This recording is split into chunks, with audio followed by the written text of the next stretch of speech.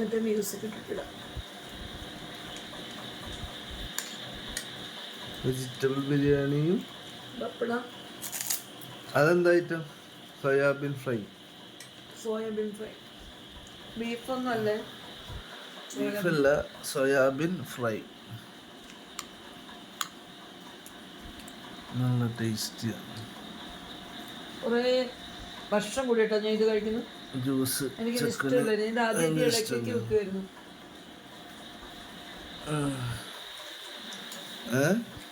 ആദ്യം ഇടയ്ക്കൊക്കെ വെക്കുമായിരുന്നു സോയാബീൻ. പിന്നെ എനിക്ക് ഇഷ്ടമല്ല. ഇഷ്ടായി? ഒരിടെ എനിക്ക് ഇഷ്ടമായിരുന്നു. പിന്നെ എനിക്ക്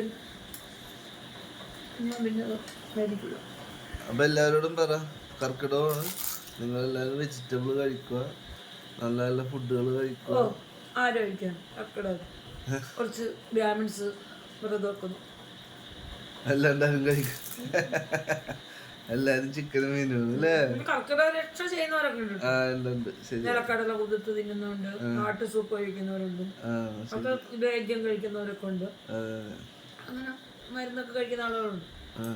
അപ്പം കർക്കിടക മാസത്തിൽ ശരീരം ഇളതായിരിക്കുന്ന സമയമാണ്. അതായത് ശരീരം, ഞരമ്പ്, മാംസപേശികളെല്ലാം അയഞ്ഞിരിക്കുന്ന സമയങ്ങളാണ് കർക്കിടക മാസം. അപ്പോൾ എന്തെങ്കിലുമൊക്കെ നടുവേദന അങ്ങനെയൊക്കെ ഉണ്ട്, അതൊക്കെ വീണ്ടും ഇങ്ങനെ വരികയും ചെയ്യും കർക്കിടക മാസം. അപ്പോൾ വർഷത്തിൽ ഒരു പ്രാവശ്യം ശരീര നോട്ടവും ദേഹരക്ഷയൊക്കെ ചെയ്യുന്ന മാസമാണ് കർക്കിടകം എന്ന് പറയുന്നത്. അതിൻ്റെ കൂടെ പ്രാർത്ഥനയുടെ പുണ്യമാസമാണ് കർക്കിടകം, രാമായണ മാസം. അപ്പൊ ഇത് സോയാബീൻ ഫ്രൈ ആണ് കേട്ടാ.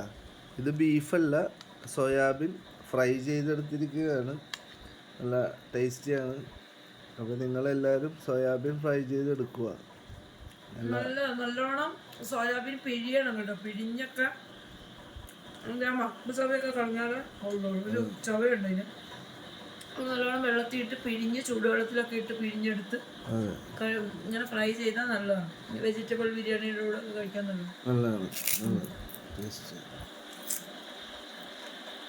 അപ്പോൾ എല്ലാവർക്കും നല്ലൊരു കർക്കിടകം നേരുന്നു.